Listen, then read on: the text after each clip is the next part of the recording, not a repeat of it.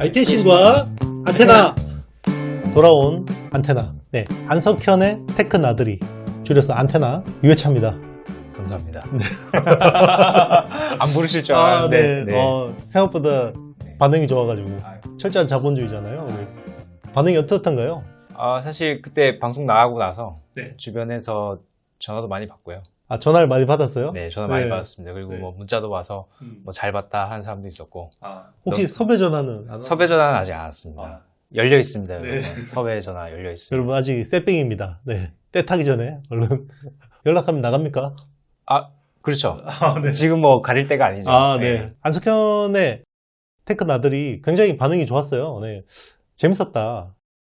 굉장히 깊게 이야기하는, 기자들이 밥 먹으면서 이야기하는 거 엿듣는 것 같은 그런 느낌들이 든다, 이런 이야기들이 많았었고요. 그리고 이게 그 통상적인 경제 유튜버하고 좀 다르잖아요. 그렇죠? 네, 좀 많이 달랐던 것 같습니다. 앞으로도 우리는 생날 정보를 과감 없이 하도록 하겠습니다. 뭐 올해 테크 시장이 정말 녹록지 않았잖아요. 네. 주가 창도 보죠? 네. 뭐 가끔 봅니다. 네네, 그렇죠. 네. 이게 산업하고 금융시장이 따로 가는 게 아니기 때문에 봐야 됩니다. 알겠습니다. 네. 연말도 다가오는데 우리 안석현 기자가 정말 필드에서 많은 것들을 듣잖아요. 그래서 올해 2024년에 있었던 사건 혹은 이제 기술적인 변곡점 탑3, 그리고 내년을 전망하는 이슈 톱3가 정말 궁금합니다. 요거는 제가 사전에 이야기를 안 해주고 갑자기 물어봤습니다. 그래서 첫 번째, 일단 올해 뭐 정리는 해야 되잖아요. 그죠? 네. 네, 현장에서 취재하면서 가장 인상 깊었던 사건 3개만 꼽는다면. 근데 제가 방송 나오기 전에 어제 방송을 봤거든요. 네, 강일영 기자가 네, 다 해먹은 성경에 거죠? 나와가지고 앞에 1, 2, 3위를 해버렸더라고요. 네. 그래서 저는 제 마음속에 한 4위부터 6위까지 한번 꼽아봐야 될 것 그렇죠. 같아요. 네. 역시 기자입니다. 또 역시 겹치면 안 되잖아요. 겹치면 안 되죠. 네, 네. 그래서 꼽아봤을 때 올해 뉴스 중에 연초에 나와서 잘 기억을 못 하시는 분들도 있는데 애플카 프로젝트 취소된 게 저는 좀 컸었던 것 같아요. 연초에 애플이 이제 10년 동안 계속 개발해왔던 어떤 프로젝트였는데 거기에 들어간 돈만 한 100억 달러 정도 되거든요. 우리 돈으로 한 13조 정도 그쵸. 되는 개발비를 썼는데 사실 애플 정도 회사가 아니면 거의 망할 정도의 개발비가 들어간 거죠. 근데 그쵸. 네. 그거를 접어버렸습니다. 그래서 이 자율주행이라는 게 애플도 정말 쉽지 않구나. 그런 와중에 전전해였죠. 폭스바겐도 미국에서 아르고 AI라는 자율주행 스타트업을 운영하고 있었는데 그것도 이제 폐업을 하게 됐고요. 적어온 거 읽지 말고. 그렇죠. 알겠습니다. 네, 처음에는 기자들이 긴장하니까, 예. 이래요. 이게 꼭 텍스트 안 보면 불안해. 그리고 또 네. 뭐 아시는 분들 보고 하세요. 보고 하세요. 네. 아시는 보고 분들 하세요. 아시겠지만 그 현대차도 네. 액티브라는 그 합작사를 미국에서 하고 있었는데 거기도 네. 이제 인원 감축하고 막 그러고 있죠. 그렇죠. 그리고 보면 정말 자율주행 쉽지 않다. 네. 요건 류종훈 기자가 해야 되는 건데 먼저 스틸한 거 아닌가요? 이걸 먼저 나오는 메리트가 있어야죠. 맞습니다. 네. 네. 맞습니다. 유 기자. 억울하면 먼저 나와야죠. 그렇죠. 유 기자 미안해. 이걸 제가 첫 번째로 네네. 꼽아봤고요. 네네. 두 번째는 이제 현실적인 위협으로 등장한 중국 반도체 꼽아봤습니다. 이번에 삼성전자 실적 발표 때 들으셔서 아시겠지만 이제 레거시 시장은 디램이 상당히 중국의 업체들이 많이 따라왔다 이런 얘기를 했었잖아요. 그게 그쵸. 이제 매출이나 영업이익에도 영향을 미쳤다. 사실 삼성전자가 그동안에 그런 얘기 한 적 별로 없었거든요. 그렇죠. 네. 그래서 봤을 때 이제 디램은 아마 CXMT를 얘기하는 것 같고 낸드는 YMTC 그리고 파운드리는 SMIC 이 세 개의 회사를 얘기하는 거겠죠. 근데 제가 현장에서 좀 들어보면 CXMT는 최근에 그 3D 디램을 그렇게 열심히 하고 있다 그래요. 왜냐하면 아예 퀀텀 점프를. 그죠. 이게 자기네들이 어차피 EUV 장비를 들일 거는 안 되니까 미국 제재 때문에 들이지 못하죠. 그럴 바엔 차라리 삼성이나 하이닉스처럼 뭐 1A, 1B, 1C 이런 순서로 가지 않고 바로 1G를 하다가 우리는 아예 거꾸로 세워버리겠다. 우리 낸드 시장에서 보셔서 아시겠지만 이거를 세워버리는 순간 이 슈링크는 별로 의미가 없습니다. 그죠? 그렇죠. 네. 우리 낸드도 원래 ARF 노광으로 쭉 이렇게 그 슈링크를 하다가 결국에 3D 낸드로 가면서 바로 KRF로 다시 돌아갔죠. 바꾸해버렸죠. 네. CXMT도 아마 그런 전략을 요번에 원용을 하는 것 같아요. 그래서 학계 세미나 들어보면 그쪽 얘기들을 참 많이 합니다. 그래서 지금도 굉장히 현실적인 위협이지만 앞으로 3, 4년 뒤에 어떻게 될지는 정말 모르겠다. 저는 그렇게 해서 이 뉴스를 한번 꼽아봤습니다. 굉장히 따끈한 이야기인데요. 사실 이제 중국이 계속해서 선단 공정, 미세 공정 쪽이 계속 막히다 보니까 이제 시스템 반도체는 칩렛. 네. 요즘에 뭐 중국 학술 행사 가면 다 칩렛 이야기라고 하고 YMTC가 하는 엑스테킹도 사실 엑스테킹이 다이를 2개 만들어서 하나로 합치는 거거든요. 그럼 이게 생산성이 나올 수가 없잖아요. 그죠? 네, 페리 부분하고 셀 부분을 따로 만들어서 그냥 하이브리드 본딩을 붙이는 건데 낸드에다가 이런 고급 공정을 쓴다라는 거는 아주 차세대 기술 막 이런 건데 당장 쓰는 거죠. 네, 제조원 거. 사실 최근에 이제 저도 이제 뉴스를 많이 보잖아요. 네. 최근에 이제 중국 반도체 쪽에 기술 유출했던 막 분들 이야기가 나오는데 사실 우리 기자 열심히 할 때 알던 분들이잖아요. 아, 그렇죠. 네. 최모. 네네. 네. 최모, 오모 네. 분들 다 정말 엄청나게 훌륭하신 분들이고 정말 기술에 일가견이 있으신 분들인데 참 이런 분들이 가서 이제 중국에서 일을 한다는 건 참 들었을 때 굉장히 좀 마음이 좀 오묘하더라고요. 네, 굉장히 참 그래 뭐 이분들도 일은 하고 싶은데 뭐 국내에서는 할 데가 없고 그죠? 써줄 데가 없고 그런 것들 보면서 참 뉴스를 통해서 보는 게 참 마음이 좀 안 좋더라고요. 어쨌든 이제 중국의 반도체 기술이 이제는 무시할 수 없는 수준까지 왔다. 특히나 CXMT는 사실 SMIC나 YMTC에 비해서 굉장히 저평가받던 기업이었잖아요. 디램은 안 될 거다. 라는 게 불과 몇 달 전에 컨센서스였는데. 네. 지금은 갑자기 뭐, 생산 그죠? 능력도 거의 월 30만 장 수준이라고 하니까 이제 하이닉스의 한 60% 정도까지 따라온 거고. 물론 디램에서 웨이퍼 투입 양 자체가 절대적으로 중요한 건 아닙니다만 일단 그 설비 용량 자체가 늘려놨다는 거죠. 그렇죠. 이게 웨이퍼 투입 기준으로 보니까 올해 마켓시어가 한 6% 정도 되더라고요. 근데 웨이퍼 투입이 한 12에서 13% 정도 되더라고요. 그 디램에. 그러면 2개 만들어서 1개 버리면서 납품한다라고 볼 수 있는 거고, 내년에는 아마 지금 마켓시어 10% 정도 타깃으로 하는 걸로 알고 있는데, 내년 웨이퍼 디램 쪽에서 투입 계획이 한 18% 정도 되더라고요. 그러면 18%의 웨이퍼를 투입해서 10%의 디램을 만들겠다. 그러면 한 50% 중반 정도? 네, 그 정도 수율은 타깃한다. 네, 중국이니까 가능한 거죠. 그렇죠.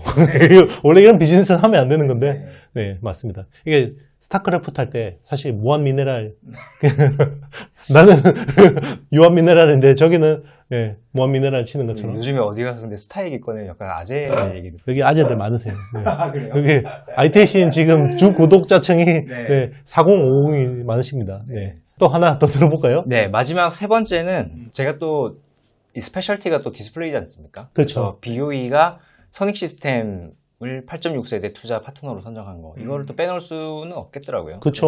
중요한 이게 사건이었죠. 반도체로 보면 뭐 이게 이 비유가 좀 약간 비약이 좀 있을 수도 있지만 TSMC가 자기네들 선던 파운드리 이제 지으면서 ASML이 아니라 주성의 장비를 쐈다. 뭐 이런 정도잖아요. 물론 주성이 노광을 하진 않습니다만 이 정도의 저는 파급 있는 뉴스. 예를 들면 그렇다는 거죠. 왜냐하면 OLED에서 증착이 제일 비싸고 어려운 공정이니까. 네, 그래서 사실 올해 초에 이제 선정할 때까지만 해도 설마 선정하겠어? 저는 이제 기사를 쓰는 것도 이 선익 시스템이 안 됐을 때를 가정해서도 막 써놓고 했었거든요. 왜냐면 안 될 것 같았거든, 처음에는. 예, 그래서 사실 별로 기대 안 했잖아요. 큰 기대 못 했죠. 예, 이게 BOE가 작은 돈도 아니고 몇 조를 들여가지고 하는 건데, 그거를 지금 삼성 레퍼런스가 없는 회사를 쓰겠냐, 이런 생각을 했었거든요. 근데 이미 이제 선정 결과가 나왔고, 이제 내년하고 계속 반입이 될 거란 말이죠. 그래서 회사가 완전히 업그레이드 될 것 같아서, 우리나라 소부장 어떤 업계에서 올해 가장 큰 뉴스 중에 하나 아닌가 저는 그렇게 생각합니다. 네.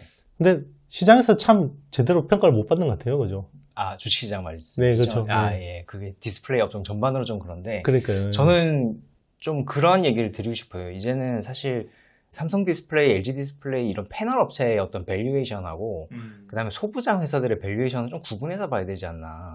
왜냐면 삼성 디스플레이는 일단 상장사가 아니고 LG 디스플레이만 상장사인데 아시겠지만 쏙 좋지는 않습니다. 그렇죠. 근데 소부장 회사들은 잘 찾아보시면 특히 소재 회사나 부품 회사들 중에서 괜찮은 회사들 꽤 있어요. 근데 이 회사들이 도매금으로 묶여가지고 시장에서 좀 평가를 못 받고 있는 상황인데 중국에서 그렇게 투자가 계속 일어나고 어쨌든 국내에서 삼성, LG가 계속 그렇게 오퍼레이션을 하면 이 소재 부품들은 계속 들어가게 돼 있잖아요. 그렇죠. 이 회사들의 밸류를 패널 업체 밸류하고 좀 구분해서 보시면 뭔가 좀 달라지. 물론 제가 투자를 책임지는 건 아닙니다만, 예, 그런 관점을 한번 보시는 것도 괜찮을 것 같아요.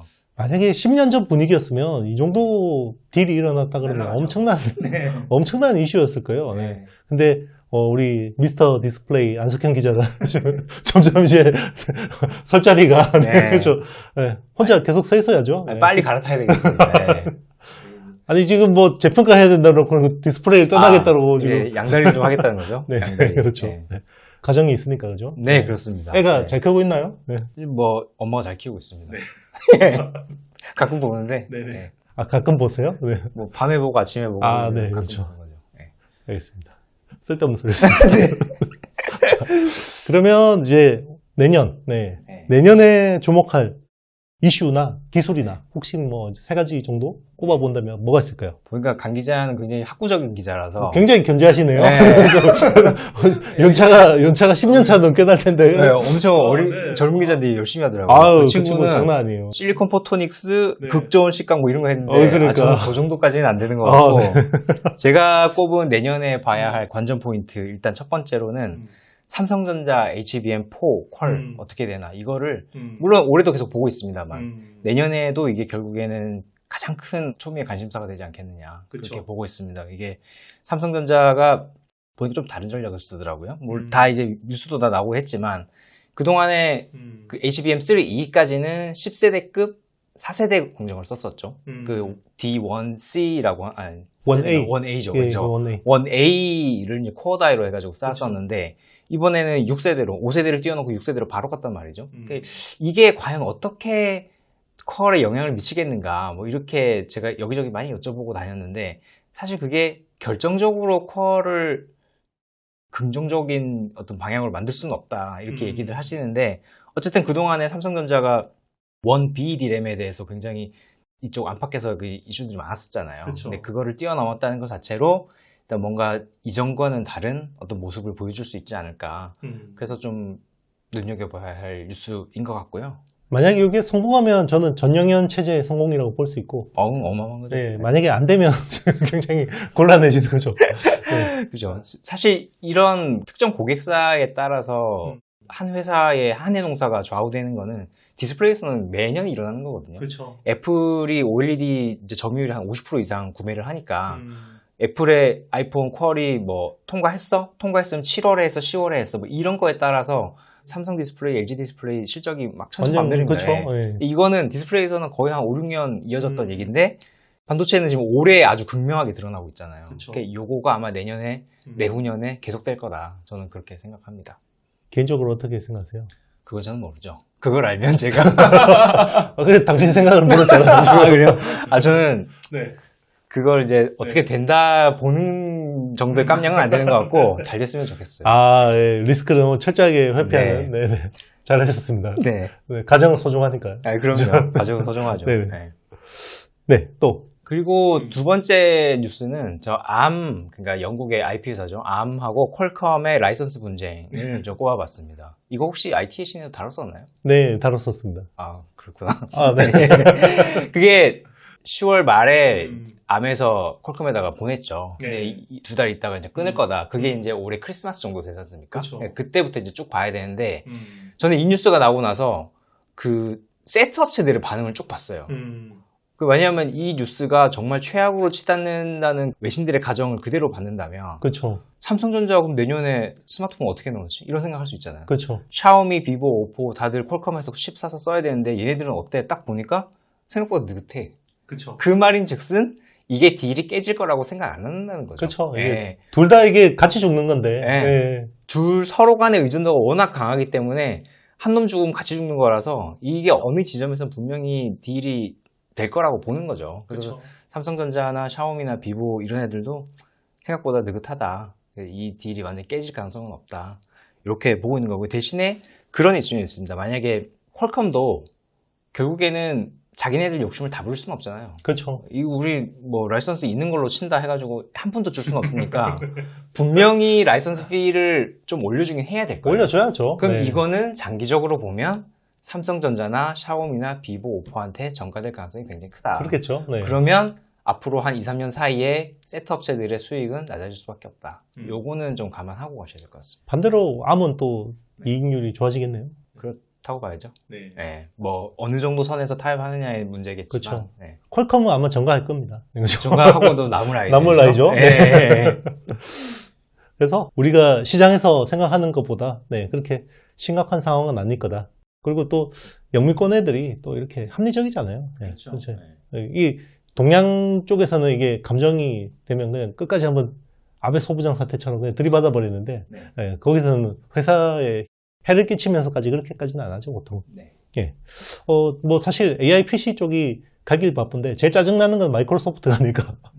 그렇죠. 코파일럿 플러스 빨리 지금 해야 되는데 지금 뭐 버그도 잡아야 되는데 칩셋 업체끼리 지금 IP 업체하고 칩셋 업체가 저렇게 싸우는 게 굉장히 짜증이 나겠다 생각합니다. 가뜩이나 요즘에 마이크로소프트 주가도 안 좋은데 마지막 한 개 또 궁금한데요. 마지막 한 개는 제가 2.XD 기술의 발전 이 부분을 좀 봐야 된다라고 말씀드리고 싶은데 2.XD라고 하면 그 X에는 어떠한 숫자가 올 수 있습니다. 그러니까 2.5D, 2.3D, 2.1D 뭐 이렇게들 이제 업계에서는 분류를 하고 있는데 정말 궁금한 게 그거는 학술 쪽에서도 그렇게 컨센이 있는 용어인가요? 아니면 누가 특정 회사가 뭔가 이렇게 밀어붙이는 건가요? 컨선이 없었는데 하도 다들 그렇게 얘기하는 게 조금씩 생기고 있습니다. 아, 생기고 있어요? 아마 한 2달 정도 전에 열렸던 KPCA 혹시 가셨어요? 못 가봤습니다. 아, KPCA, 요즘엔 그런 데 안 해주시는구나. 이거 잘 나가가지고. 당했다고 또.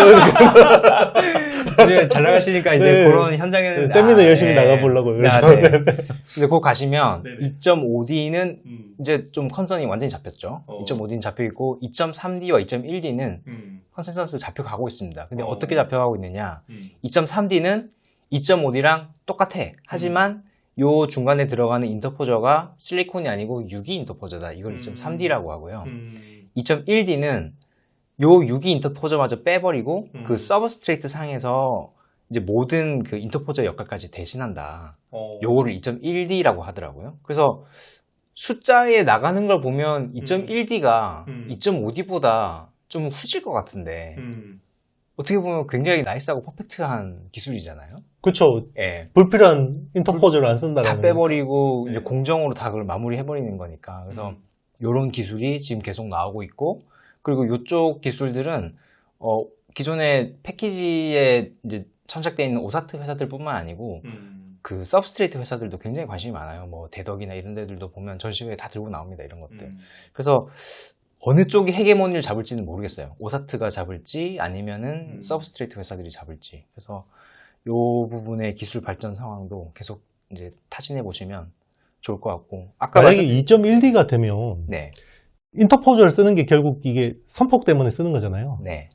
반도체의 인풋 아웃풋을 다 실장하려면 선폭이 굉장히 빽빽해야 되는데 이게 안 되니까 기존의 기판에다가 못 쓰는 건데, 그러면 기판 자체가 굉장히 선폭이 얇아야 되죠. 얇아져야 되는 거예요? 지금 GPU하고 HBM을 연결하는데 그 선폭이 2x2라고 그러더라고요. 2마이크로 바이 2마이크로. 그러니까 요 정도가 만약에 서브스트레이트 상에서 구현할 수 있으면 굳이 인터포저가 필요 없다는 거죠. 근데 지금은 2x2는 안 되고 한 10x10, 10x12 뭐 이 정도가 되는 수준이거든요. 그러니까 요거를 현저하게 낮춰야 되긴 합니다. 그걸 오가닉으로 10x10이 되나요? 지금은 안 되죠. 지금은 안 되는데 그 전에 저희가 저번 시간에 말씀드렸던 PLP 공정이나 이런 걸 아니면 WLP 공정을 거기다가 대입을 하면 그거는 이제 저련층하고 뭐 이런 것들을 다 그 반도체 공정으로 만드는 거잖아요. 그래서 지금은 안 되지만 그 방향으로 가면 될 수도 있다. 그래서 열심히들 하고 계십니다. 기판 머티리얼 자체를 그냥 글래스 코어 기판으로 써버리면 안 되나요? 글래스 인터포저 말씀하신 것 같은데 글래스 인터포저를 쓸 수도 있죠. 근데 그렇게 돼서 되면 좋은데, 아니 그 2.1D에서 기존에 만약에 플립칩 BGA 위에다가 멀티칩 패키징처럼 이렇게 칩투칩 커뮤니케이션을 한다는 거잖아요. 네, 인터포저, 맞습니다. 네. 인터포저 없이. 그러면 그 기판 자체가 기존의 오가닉 플립칩 BGA 가지고 안 되면 그 요거를 글래스 코어 기판 베이스로 해서 플립칩 BGA를 만들어버리면 선폭이 좀 더 글래스 코어 기판으로 하면 선폭을 좀 더 줄일 여지가 있기는 하죠. 예, 지금 그래서 사실은 글래스 코어 기판도 결국 최종적인 포맷은 2.1D가 목표거든요. 지금 뭐 앱솔릭스나 이런 데들도 자기네들도 뭐 뉴스 같은 거 찾아보시면 우리 기판을 쓰면 인터포즈 안 써도 된다. 결국에는 2.1D라는 말을 하지 않았지만 결국에는 그 포커싱하고 있는 부분은 2.1D가 맞는 것 같아요. 그래서 옛날에 다이렉트 본딩이라고 얘기 많이 했던 기술인가요? 다이렉트 본딩 그 칩을 그냥 기판에다가 서브스트레이트 없이 칩 투 칩, 뭐 네네. 카파 투 카파 네네. 그거는 아닙니다. 그 컨셉하고는 좀 다른 그 컨셉하고는 조금 다릅니다. 예. 일단 그 카파 투 카파, 칩 투 칩은 다이 투 다이로 붙이는 거잖아요. 근데 그쵸. 그거까지는 아니고 서브스트레이트가 있는데 그 서브스트레이트의 회로 선폭을 거의 뭐 실리콘 인터포저급으로 줄인 다음에 거기에 얹고 옆에 얹어서 이제 붙인다 이런 거거든요. 베이스 기판이 너무 비싸지는 거 아니에요? 많이 비싸지겠죠. 그러니까 이게 인터포저를 빼서 코스트가 제감될 줄 알았는데 막 생각해 보니까 그것도 아니네요. 그거는 이제 최종품이 나와 봐야 할 것 같습니다. 그렇죠. 예. 고객의 또 그걸 원하는 고객도 있을 수도 있으니까, 그죠? 지금 뭐 인텔, AMD 다 뭐 그러니까 HPC 쪽 칩을 하는 회사들은 다 원한다고 해요. 인터포저 없이 그냥 네네. 하는 걸로. 네. 그래서 뭐 여러 뭐 요소 기술들이 들어오고 있고, 그러니까 기존에 뭐 스퍼터 장비 아시겠지만 그런 것들은 바토치 후공정에는 거의 안 쓰였던 장비잖아요. 그쵸. 근데 요즘에 스퍼터, CMP 이런 것들도 계속 들어오고 있고, 뭐 좀 두고 봐야 될 포인트들이 많이 있습니다. 네. 그렇죠. 후공정에 사실 노광을 쓴다라는 것도 예전에는 이상한 건데, 그렇죠. 네. 요즘에는 다 뭐 적용되니까, 네. 그죠? 네. 안 기자가 또 중요한 또 이슈를 줬는데, 2.1D, 2.XD 반도체 기술, 패키징 기술 계속 관심 가지고, 혹시 뭐 그쪽에서 좀 업데이트된 내용들 있으면 월간 안테나에서 소개 좀 해주시면 좋을 것 같습니다. 제가 이 2.XD 같은 경우는 계속 지금 취재를 하고 있거든요. 그래서 네네. 아마 다음 달 정도면 그때 한번 메인으로 한번 다뤄보시는 네네. 것도 괜찮을 것 같습니다. 네네. 좋습니다. 그리고 이제 삼성전자하고 SK 하이닉스가 이제 완벽하게 디커플링 됐잖아요. 이게 이번 3분기 실적은 정말 쇼크였어요. 하이닉스가 7조 이익이 나왔는데, 저는, 그래, 삼성 DS가 못해도 5조는 벌었겠지. 3조 8,600억 나왔어요. 와, 정말 잘못하다가 더블 스코어까지 벌어질 뻔 했는데, 이게 IT 기자로서 사실 취재하면서 처음이잖아요. 처음입니다. 네, 처음이죠. 네, 저도 처음이니까. 정말 궁금한 거. 물어보면 대답 잘 안 해줄 것 같은데. 연말 인사에 대해서는 어떤 방향을 잡고 있는지. 네.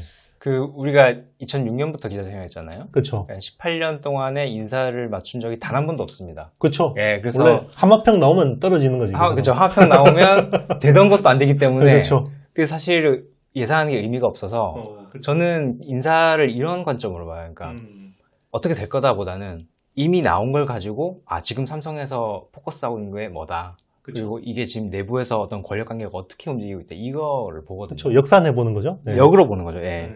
그런 관점에서 보면 지금 그 삼성전자 DS는 이 구도를 누가 짠 거냐 생각해 보면 전영현 부회장은 분명히 아니겠죠. 그렇죠. 오지 한 반년도 됐으니까. 그렇죠. 그러면 경기현 사장인가? 그것도 아닌 것 같아요. 그렇죠. 예. 지금의 체제는 그 전임자인 부회장이 만들어 놓은 거죠. 그래서 지난 3년 동안 삼성전자 DS가 좋을 날이 한 번도 없었는데 지금 메모리나 비메모리 쪽에 보면 그 자리를 아직까지 지키고 계신 분들이 굉장히 많습니다. 네, 그렇죠. 이분들은 경계현하고도 상관없고 전영현하고도 상관없는 그 전임자인 부회장이 전전임자. 네. 전전임자가 심어놓은 네. 거거든요. 제가 뭐 누구라고 말씀드리지는 못하겠지만 뭐 사장, 뭐 사장 이런 분들은 구체제죠. 이런 분들은 이제 구체제이기 때문에 그럼 과연 이번 인사에서 전영현 부회장은 이분들을 굉장히 갈아엎고 싶어 하실 거예요. 왜냐하면 이게 국가로 보면 대통령 한 명 바뀐 거지 그렇죠. 뭐 의회, 사법부, 뭐 장차관 다 그대로인 거거든요. 그렇죠. 그래서 이번 뭐 11월 말 아니면 12월 초에 인사가 나올 건데 딱 결과를 봤을 때 많이 바뀌었어? 이러면은 삼성전자가 뭔가 바꿔볼 만한 의지가 있다 이렇게 볼 수 있고 근데 딱 지났는데 아까 제가 말씀드린 분들이 그대로 있어? 내년은 안 되겠네. 뭐 이렇게 되는 거죠. 작년에 딱 그런 분위기 아니었어요? 그렇죠. 작년에도 그런 분위기. 큰 폭의 인사가 있을 거라고 그랬는데 막상 나오니까. 왜 그대로지? 요즘에 무슨 블라인드 이런 데서 되게 회자 많이 되시는 분 있잖아요. 그렇죠. 그 제이 부회장님 계시잖아요. 그렇죠. 네. 그분의 어떤 의중이 계속 남아있는 거다. 만약에 인사가 큰 폭이 안 되면. 그렇죠. 그러면 삼성전자가 앞으로 내년뿐만 아니고 내년, 내후년 뭐 계속 좀 어려울 수 있겠다. 혁신이 없겠다. 이렇게 볼 수가 있죠. 그렇죠. 요즘에는 하도 이제 업계에서 이제 이렇게 이야기들이 많이 나오니까 시장에서도 어느 정도 아는 것 같아요. 그래서 이번 연말 인사 폭을 보고 삼성전자에 어떻게 배팅할지 이렇게 고민하시는 펀드 매니저들도 있더라고요. 사실 옛날에 뭐 우리가 사업지원 TF에 뭐 TF 장이 누군지 관심이 관심도 없었죠. 네. 시장에서는 사실 알 이유가 없는 사람이죠. 예. 오히려 뭐 CFO나 이런 사람들이 더 중요하지. 근데 그런 분들이 어떤 회자 된다는 것 자체가 어떻게 보면 삼성이 좀 많이 어렵다 이렇게 방증하는 걸 수도 있는 것 같아요. 저는. 그렇죠. 여기 연말 인사 나고 다음 출연 때는 한번 또 네. 디테일하게 한번 뜯어서 좀 네. 심도 있게 논의해 보도록 하겠습니다. 보통 연말 인사가 언제쯤 나오죠? 11월 말 12월 초죠. 근데 요즘에 좀 당겨지는 분위기라서 11월 말의 가능성이 더 많습니다. 그렇죠. 어쨌든 뭐 분석하는 게 중요한 거니까 뭐 약간 시차가 있더라도 아마 안 기자가 다음 12월 초 중순쯤에 촬영을 다시 할 것 같은데 그때 한번 또 이제 인사에 대해서 물어보도록 하겠습니다. 네, 저희가 준비한 내용은 여기까지고요. 네, 또 우리 이어서 안 기자하고 좀 더 이제 디테일한 산업적인 내용들 한번 이야기해 보도록 하겠습니다. 자, 여러분 사랑해요, 감사해요 이런 거 꼭 필요합니다. 여러분 안녕.